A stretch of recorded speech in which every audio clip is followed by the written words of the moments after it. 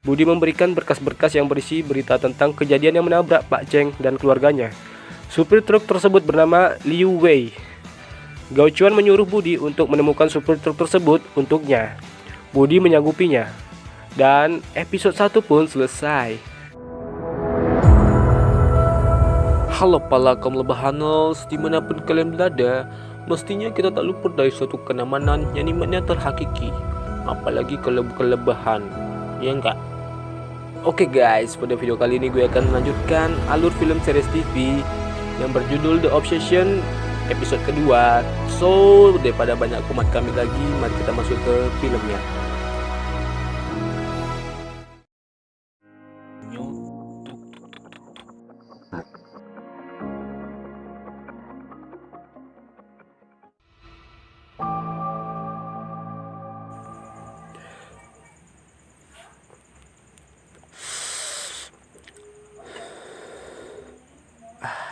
Surya never quit. Episode 2 diperlihatkan dengan si bapak teman dari Gao Chuan pada saat di penjara yang sudah keluar 2 tahun lalu yang bernama Qi San Bao dan sekarang membuka bengkel servis mobil di rumahnya. Terlihat Gao Chuan yang menghampirinya dan meminta Pak San mau menerima dirinya untuk tinggal bersama Pak San. Pak San dengan senang hati mau menerima Gao Chuan untuk tinggal bersamanya. Anggap aja rumah sendiri. Wanita bernama Hong Yan yang mendengar percakapan mereka berkata, "Woi orang tua, apa lo gak setia sama teman lo?"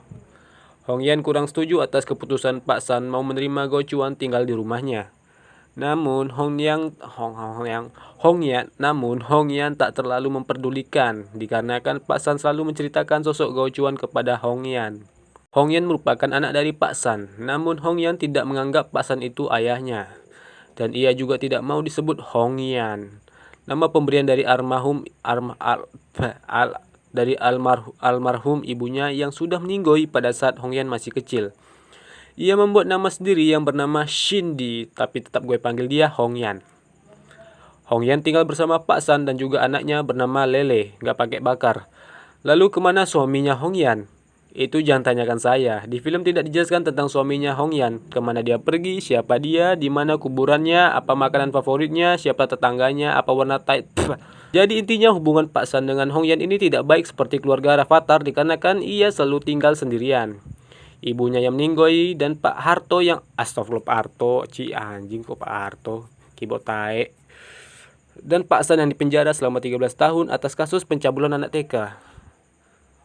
Enggak deng, enggak tahu. Hong Yan akan berangkat bekerja di suatu klub malam sebagai seorang musik DJ.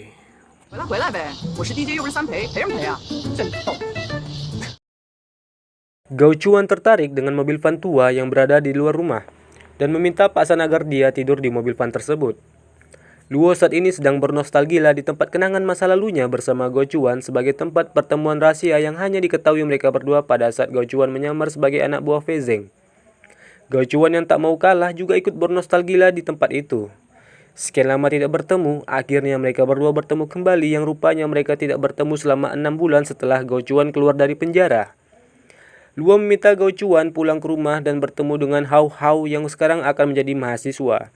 Namun Gao Chuan menolak pulang dikarenakan ia masih ingin mencari tahu siapa yang membunuh guru mereka. Luo mengatakan kejadian waktu itu murni kecelakaan, namun Gao Chuan tidak mempercayainya. Keesokan paginya, layaknya seorang ibu-ibu rumah tangga, Luo menyiapkan sarapan pagi untuk dia dan Hao Hao makan. Hao Hao mengeluh atas jiwa kebersihannya Luo yang menyebabkan Hao Hao susah menemukan barang-barangnya di kamar. Hao Hao terkejut atas perkataan Luo yang mengetahui segalanya tentang dirinya yang mempunyai pacar dan akan pergi melihat penampilan musik temannya sebagai seorang pianis.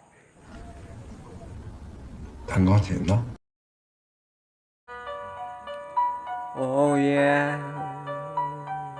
Yeah. Oh no. Amber light feel lonely. And I feel alone. I'm making eyes so rebahan, ya rebahan anjay. Yo rebahan sambil nonton rebahan movie. Thank you.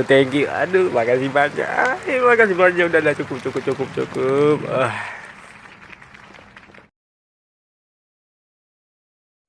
想说了，学校不那啥了，我就是给很多什么了呀，宿舍为了什么了？学生为什么呢？我想学生了呗啊，我了不点啊，有些时候为啥了？我就老吧。Wanita yang bernama Jia berterima kasih kepada saya dan juga seorang guru bernama Yuan Ruitong nggak pakai sampah yang selalu mengajarkan dia bermain gitar sampai menemukan kunci yang tak pernah diketahui oleh orang-orang, yaitu kunci L. Di tempat lain, tepatnya di kedai Uncle Mutu, sedang merayakan kembalinya Gao Chuan. Gao Chuan heran kepada Luo yang sekarang beralih meminum air putih, yang padahal dulunya suka minum air ciu. Salah satu teman mengatakan bahwa Luo sudah 5 tahun tidak meminum ciu. Dan kita memperkenalkan junior-junior dari Luo yang akan memperkenalkan dirinya. Yang pertama ada Yao Xiangke. Pantek punya nama susah kali. Yao Qianxiao sebagai ahli kedokteran forensik, Tian Hua sebagai ahli komputer, Xiao Yingli sebagai psikolog, dan Dong Li sebagai pencari informasi, dan saya sebagai ahli waris pemikat wanita perawan anak 2. Semenjak 5 tahun ini membuat Luo menjadi orang yang suka kebersihan dan vegetarian. Selama Gao Chuan di penjara, posisinya bersama Luo digantikan oleh Pak Yanto yang sebenarnya sekarang Gao Chuan bisa kembali ke posisinya bersama Luo. Namun Gao Chuan tidak berminat untuk kembali menjadi polisi. Gao Chuan berterima kasih kepada Luo dikarenakan bekas luka tembak di punggung yang membuat orang-orang di penjara tidak berani mengganggunya. Candaan Gao Chuan dengan junior di sana membuat Luo meminum air ciu yang dipegang oleh Gao Chuan dan membuat mereka bersulang kembali.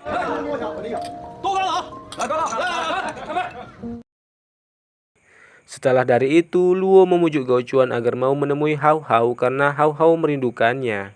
Gao hanya berkata akan mengusahakannya.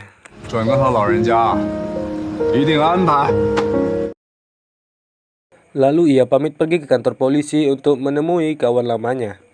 Gao Chuan meminta Tian Hua untuk mengantarkannya ke kantor polisi karena ingin bertemu dengan seseorang di kantor.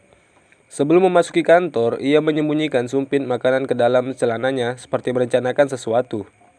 Di dalam mereka menemui Pak Tang, kawan lama Gao Chuan yang tadi tidak bisa hadir di acara makan-makan dikarenakan Pak Tang bekerja di semalam.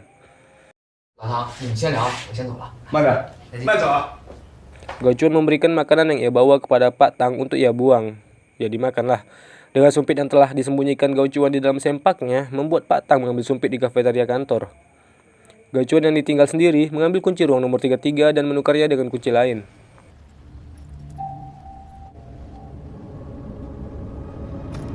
Di sisi lain, Luo yang merasa lupa memberikan barang kepada Gao Chuan menyuruh supirnya untuk kembali ke kantor. Kembali ke Gao Chuan yang telah memasuki ruangan nomor 33 dengan diiringi Luo yang sudah tiba di kantor.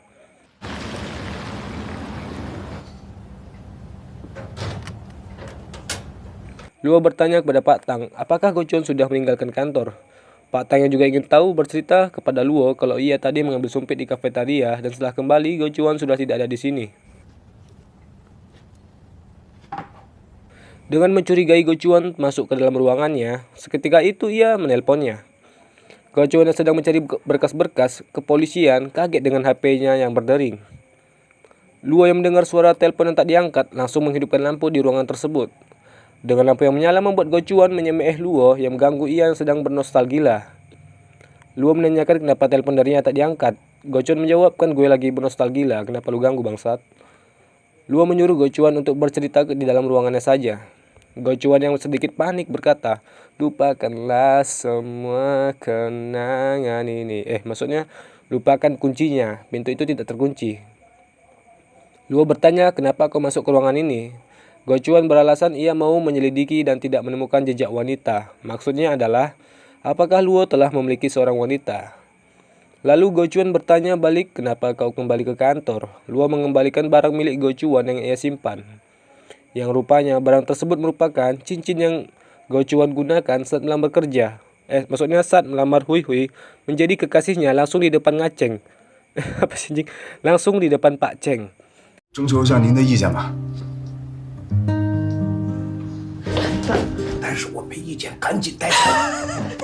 Dari kenangan yang bernostalgia itu membuat ia bersedih dikit dan pamit pulang kepada Luo. Tidak lupa ia menghampiri Pak Tang kembali. Ketika ada kesempatan, ia mengembalikan kunci yang telah ia tukar. Luo melihat berkas-berkas kerja polisi terletak di meja yang seharusnya terletak di dalam lemari buku. Luo menyadari bahwa Gocuan akan mencari informasi tentang kematian guru mereka. Gocuan mampir ke supermarket dekat bio kantor polisi di sana untuk membeli sebungkus udut sekaligus ingin bertemu penjaga toko yang merupakan kawan lama dari Pak Cheng, gurunya. Sebelum ia pergi, ia melihat kalung yang hanya diambil talinya saja dengan cincin bekas lamaran Hui Hui yang ia gunakan sebagai gantungannya yang kemudian ia pakai di lehernya.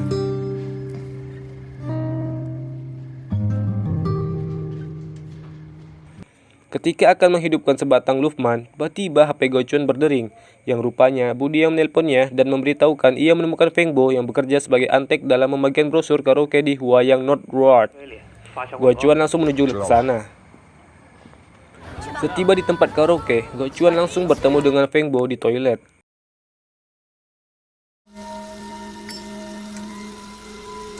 Berpindah ke tempat berkumpulnya anak muda di dalam tempat karaoke dan salah satunya bernama Luo Xiao yang terpesona melihat gunung kembar perempuan di sampingnya. Luo Xiao menyenggol barang di situ yang langsung diambilkan oleh perempuan di sampingnya. Dalam kesempatan seperti itu, Luo Xiao menaruh semacam obat tidur atau racun ke dalam minuman perempuan di sampingnya tersebut. Perempuan yang sedang bernyanyi tersebut melihatnya, namun ia tak menghiraukannya. Beralih ke Gocuan yang bertanya kepada Feng Bo, apakah kau mengetahui super truk yang bernama Liu Wei? Namun Feng Bo tidak pernah mengenal nama tersebut. Gocuan kembali bertanya, apakah kau tidak tahu sepupumu? Yang membuat Feng Bo menjelaskan, tak bisakah kau tidak usah menyebut nama tentang Fei Zeng lagi?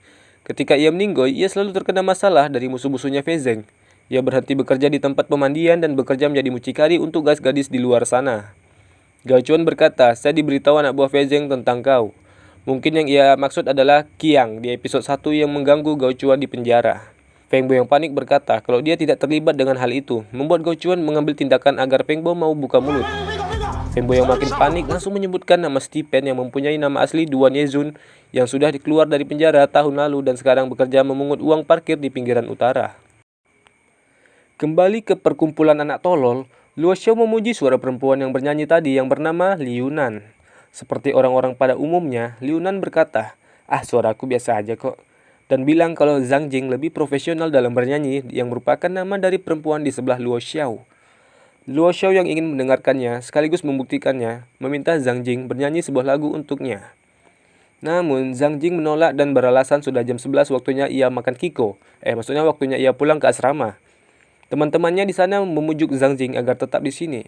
Namun Zhang Jing tetap kekeh untuk pulang sebelum semua pintu di asrama akan dikunci. Luo Xiao yang tak mau minuman yang telah ia taburi sesuatu itu tidak terminum, meminta teman-temannya dan Zhang Jing untuk meminum dan bersulang kembali sebelum ia pulang. Zhang Jing pun menurutinya. Luo Xiao pamit kepada teman-temannya untuk mengantarkan Zhang Jing pulang.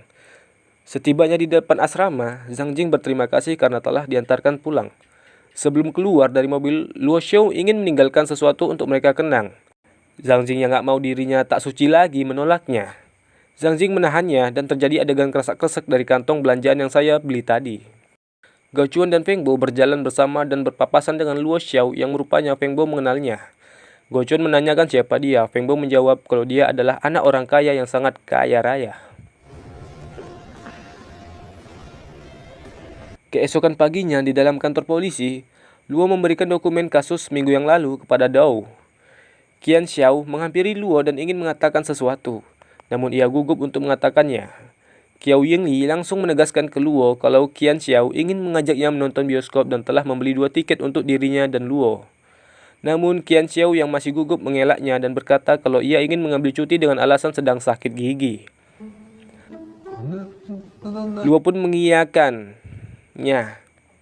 Qiao Yingli bertanya, kenapa tidak langsung kau jelaskan saja kalau kau ingin menonton berdua dengannya?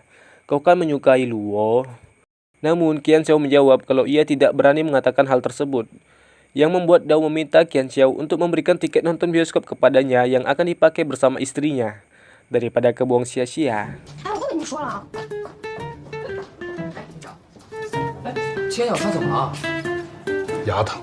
Episode 2 berakhir dengan kedatangan Episode 2 berakhir dengan kedatangan Zhang Jing ke kantor polisi yang ingin melaporkan kasusnya. 我想报案。 Oke, buat teman-teman rebahan movie tetap stay rebahan dan selalu nantikan episode selanjutnya ya guys.